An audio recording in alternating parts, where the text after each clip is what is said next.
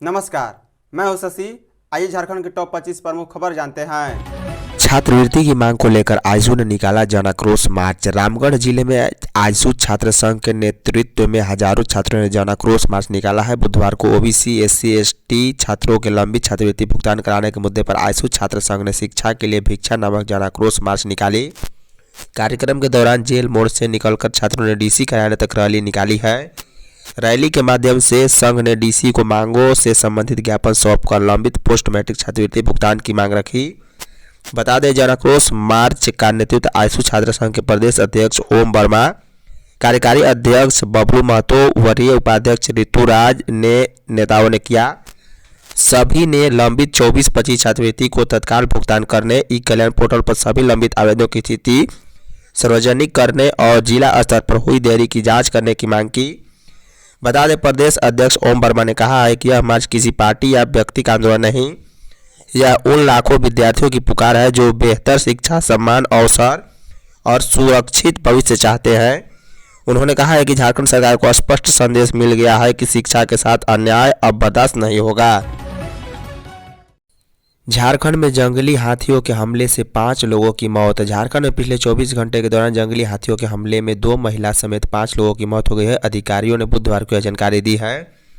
अधिकारियों ने बताया है कि मंगलवार रात रामगढ़ जिले के सिरका वन क्षेत्र में 3 और राजधानी रांची के अनगाड़ा में 1 व्यक्ति की मौत हो गई।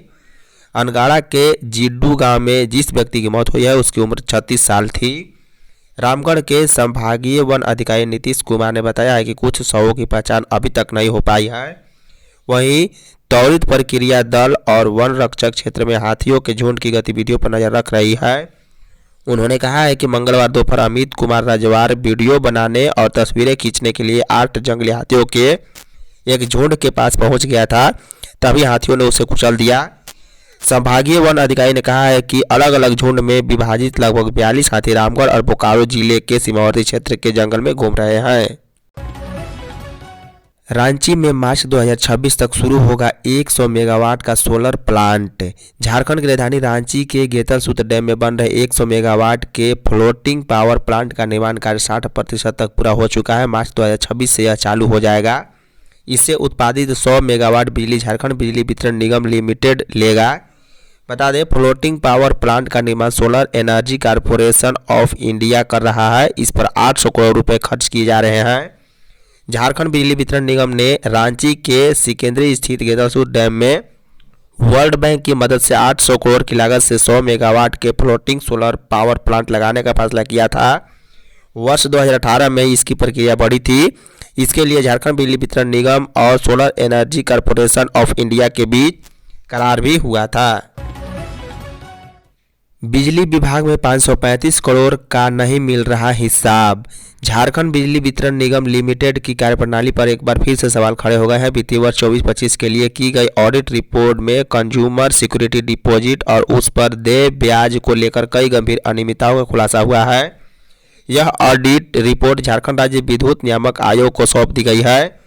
रिपोर्ट के अनुसार वर्ष 2024-25 में उपभोक्ताओं से सिक्योरिटी डिपॉजिट वसूली गई, जिसमें 535 करोड़ का विवरण नहीं है। शेष राशि के संबंध में स्पष्ट उपभोक्ता विवरण न होने से रिकॉर्ड प्रबंधन और पारदर्शिता पर गंभीर सवाल खड़े हो गए। रिपोर्ट में यह भी सामने आया है कि सिक्योरिटी मनी पर देय ब्याज के भुगतान में भी अनियमितताएं बरती गई।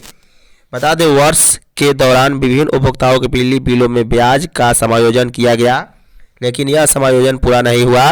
उपभोक्तावार सही और पूर्ण जानकारी उपलब्ध न होने के कारण ऑडिट टीम बैलेंस की शुद्धता और उसके वित्तीय प्रभाव पर कोई ठोस राय नहीं दे सकी है। नेशनल हेराल्ड प्रकरण में ईडी कार्रवाई के विरोध में कांग्रेस का विरोध मार्च। नेशनल हेराल्ड केस में न्यायालय के द्वारा सोनिया गांधी एवं राहुल गांधी के खिलाफ ईडी द्वारा दाखिल आरोप पत्र को खारिज किए जाने पर प्रदेश कांग्रेस ने केंद्र सरकार एवं भाजपा के विरोध में भाजपा मुख्यालय के सामने बुधवार को प्रदर्शन किया। कांग्रेस नेताओं और कार्यकर्ताओं का जमावड़ा हरमू मैदान में हुआ, जहां से विरोध मार्च करते हुए पार्टी के नेता भाजपा कार्यालय तक पहुंचे। इस अवसर पर कार्यकर्ताओं को संबोधित करते हुए प्रदेश अध्यक्ष केशव महतो कमलेश ने कहा है कि केंद्र सरकार ने केंद्रीय एजेंसियों का जमकर दुरुपयोग किया है। मोदी सरकार ने ईडी के सहारे सोनिया गांधी और नेता प्रतिपक्ष राहुल गांधी के खिलाफ झूठा मामला बनाने की कोशिश की। पार्टी के दोनों शीर्ष नेताओं और कांग्रेस को बदनाम करने की नीयत से एक कार्रवाई की गई थी। न्यायालय ने मामले को खारिज कर न्यायपालिका और संविधान के सम्मान की रक्षा की।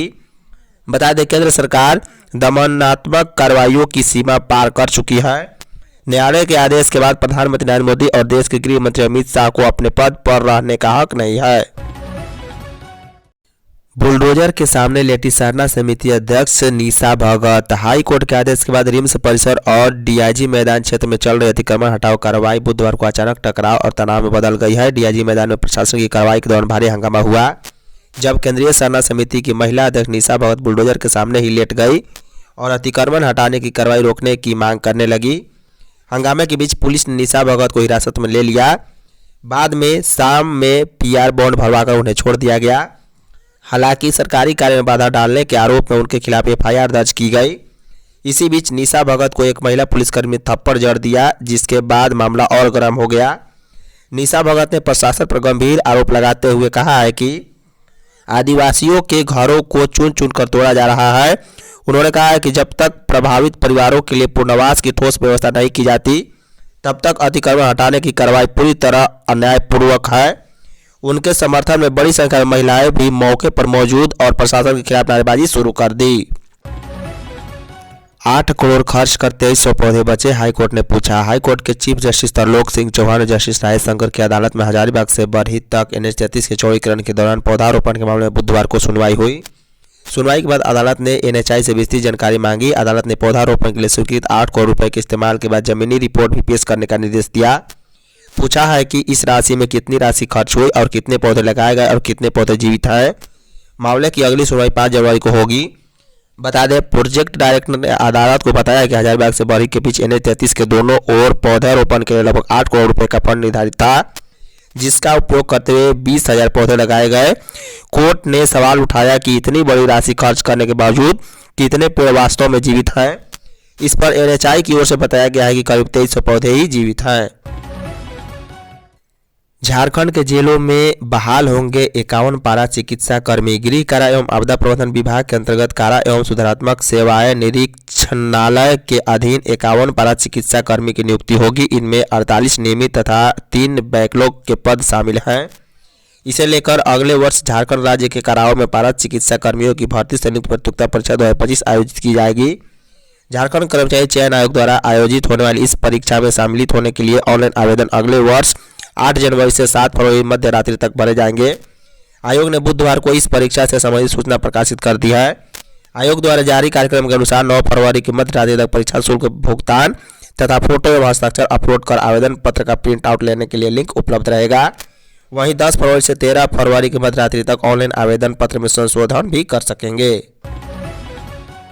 बकाया राशि को लेकर झारखंड के मंत्रियों की दिल्ली दौर शुरू। केंद्र सरकार से लंबित बकाया राशि और योजनागत फंड को लेकर झारखंड सरकार ने अपना दबाव और तेज कर दिया है। विधानसभा के शीतकालीन सत्र में इस मुद्दे पर हुई तीखी बहस के बाद अब राज्य सरकार की रणनीति खुलकर सामने आ गई है। सरकार ने केंद्र पर फंड रोकने और झारखंड के साथ सौतेला व्यवहार करने का आरोप लगाते हुए सीधे दिल्ली में मंत्रियों के स्तर पर पहल शुरू कर दी। इसी क्रम में विभिन्न विभागों के मंत्री इन दिनों राजधानी दिल्ली का दौरा कर केंद्रीय मंत्रियों से मुलाकात कर रहे हैं और लंबित राशि जल्द जारी करने की मांग उठा रहे हैं। बता दें कि विधानसभा के शीतकालीन सत्र के दौरान भी सत्ता पक्ष के विधायकों ने केंद्र सरकार पर गंभीर आरोप लगाए थे। उनका कहना था कि ग्रामीण विकास, सामाजिक कल्याण, पेयजल, आवास और रोजगार से जुड़ी कई केंद्रीय योजनाओं की राशि लंबे समय से अटकी हुई है, जिससे राज्य की योजनाएं प्रभावित हो रही है। पलामू में जंगली फल खाने के बाद 7 बच्चे बेहोश। पलामू जिले के पाटन थाना क्षेत्र के हिसरा बरवाडी जंगल में जंगली फल खाने से 7 बच्चे बीमार हो गए हैं। जंगली फल खाने के कुछ ही देर बाद एक एक कर सभी बच्चे बेहोश होने लगे, जिससे गांव में अफरा तफरी मच गई। परिजन और ग्रामीणों की मदद से सभी बच्चों को इलाज के लिए अस्पताल पहुंचाया गया। 4 बच्चों को इलाज के लिए Medini Rai medical college and hospital में भर्ती कराया गया, जबकि 3 बच्चे का इलाज मेदिनीनगर के निजी अस्पताल में चल रहा है। चिकित्सकों के अनुसार सभी बच्चों के हालात अब खतरे से बाहर है और वे निगरानी में हैं। स्वजनों ने बताया कि सभी बच्चे अपने माता पिता के साथ धान के खेत में गए थे। इसी दौरान बच्चे आपस में खेलते हुए आसपास के लगे जंगली पौधे का फल खाने लगे। फल खाने के करीब आधे घंटे बाद बच्चों की तबीयत बिगड़ने लगी और वे बेहोश होने लगे। एमपी एमएलए कोर्ट में हाजिर हुए जयराम महतो। सरकारी कार्य में बाधा पहुंचाने, गिरफ्तारी के लिए गई पुलिस को चकमा देकर फरार होने तथा पुलिस बल पर समर्थकों द्वारा हमला करने के मामले में झारखंड लोकतांत्रिक क्रांतिकारी मोर्चा प्रमुख व डुमरी विधायक जयराम महतो सहित मोतीलाल महतो, संजय कुमार महतो, दीपक कुमार रवानी और रिजवान अंसारी, फरजान खान बुधवार को धनबाद के एमपी एमएलए अदालत में उपस्थित हुए। इस मामले में आरोप गठन की तिथि निर्धारित थी, लेकिन विधायक जयराम महतो की ओर से अधिवक्ता ने अदालत में समय आवेदन दायर करते हुए कहा है कि वे मामले में डिस्चार्ज आवेदन दाखिल करेंगे। इस पर एमपी एमएलए के विशेष न्यायिक दंडाधिकारी अर्पिता नारायण की अदालत ने अगली सुनवाई की तिथि 8 जनवरी 2026 निर्धारित कर दी। यह प्राथमिकी नगरी थाना के अवर निरीक्षक रितेश कुमार महतो की शिकायत पर 2 मई 2024 को बीएसटी थाना बोकारो में दर्ज की गई थी। बोकारो में नवनियुक्त चौकीदारों की पारण परेड। बोकारो जिले में नियुक्त किए गए 101 ग्रामीण पुलिस चौकीदार के प्रशिक्षण के बाद सेक्टर 12 पुलिस लाइन मैदान में पारण परेड का आयोजन किया गया। पारण परेड में शामिल डीसी अजय नाथ झा और एसपी हरविंद्र सिंह ने परेड का निरीक्षण करते हुए सलामी ली। सभी नियुक्त ग्रामीण पुलिस का प्रशिक्षण सेक्टर 12 पुलिस लाइन में दिया जा रहा था, जहां उन्हें अनुशासन, ड्यूटी के कर्तव्य बोध और शारीरिक दक्षता समेत अन्य जानकारी दी गई। बता दें, समारोह में 101 प्रशिक्षुओं ने सटीक, अनुशासित और समन्वित परेड का शानदार प्रदर्शन कर प्रशिक्षण की गुणवत्ता का परिचय दिया। इस अवसर पर उपायुक्त अजय नाथ झा ने कहा है कि चौकीदार समाज की सुरक्षा और विश्वास की पहली कड़ी है। नागरिकों की निश्चितता के लिए चौकीदार का सतर्क, संवेदनशील और ईमानदार होना अत्यंत आवश्यक है। डीसी अजय नाथ झा ने कहा है कि चौकीदार वर्दीधारी कर्मी ही नहीं बल्कि समाज का भरोसा है। प्री बोर्ड परीक्षाओं को लेकर डीसी ने स्कूलों का लिया जायजा। धनबाद जिले में प्री बोर्ड परीक्षाओं को लेकर डीसी आदित्य रंजन ने परीक्षा में छात्रों का बेहतर प्रदर्शन सुनिश्चित करने और उन्हें बोर्ड परीक्षा के माहौल से परिचित कराने के उद्देश्य से विभिन्न विद्यालयों का भ्रमण किया। जिले के 141 विद्यालयों में मैट्रिक के लिए व 36 उच्च विद्यालयों में इंटरमीडिएट की प्री बोर्ड परीक्षा 18 दिसंबर से शुरू होगी। डीसी ने बुधवार को शहर के बीएसएस बालिका विद्यालय और पीएम श्री राजकीय कृत +2 हाई स्कूल सहित अन्य विद्यालयों का निरीक्षण किया। उन्होंने छात्रों से सीधे संवाद कर बोर्ड परीक्षा की तैयारी की जानकारी ली, उनकी शैक्षणिक स्थिति पर चर्चा की और विद्यालय में आवश्यक सुविधा को लेकर भी सुझाव मांगे। डीसी ने कहा है कि मुख्यमंत्री की सोच है कि सरकारी विद्यालयों के छात्र छात्राएं बोर्ड परीक्षा के साथ साथ प्रतियोगी परीक्षाओं में भी उत्कृष्ट प्रदर्शन करें। इसी उद्देश्य से जिले में प्री बोर्ड का परीक्षा आयोजन किया जा रहा है। ये परीक्षाएं 18, 19, 22, 23, 24 व 26 दिसंबर को 2 शिफ्ट में बोर्ड परीक्षा के तर्ज पर आयोजित की जा रही है। झारखंड मौसम, 6 जिलों का न्यूनतम पारा 10 डिग्री से नीचे। झारखंड के 6 जिलों का न्यूनतम तापमान 10 डिग्री सेल्सियस से नीचे चल रहा है। इसमें रांची, डाल्टनगंज, बोकारो, खूंटी, लोहरदगा और लातेहार शामिल हैं। मौसम विभाग की माने तो अगले 5 दिनों तक न्यूनतम तापमान में बदलाव की संभावना नहीं है। हालांकि 18 से 23 दिसंबर तक सुबह में मध्य दर्जे का कोहरा रहेगा, बाद में आसमान साफ हो जाएगा। मौसम विभाग के अनुसार चाईबासा में सबसे अधिक तापमान 28 डिग्री सेल्सियस दर्ज किया गया, जबकि सबसे कम न्यूनतम तापमान रांची के कांके में 5.3 डिग्री सेल्सियस दर्ज किया गया। आईएमडी ने अगले 4 दिनों तक न्यूनतम तापमान 8 से 10 डिग्री सेल्सियस तक रहने की संभावना जताई है।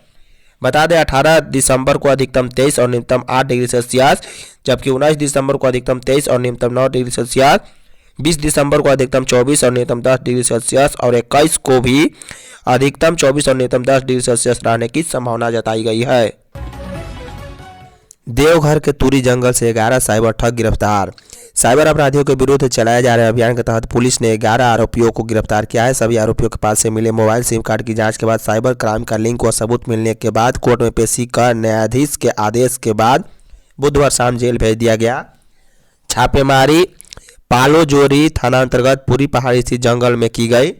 जानकारी के अनुसार गुप्त सूचना मिली थी कि जंगल में कुछ युवक फर्जी कस्टमर केयर प्रतिनिधि बनकर आम लोगों को ठग रहे हैं। धन्यवाद।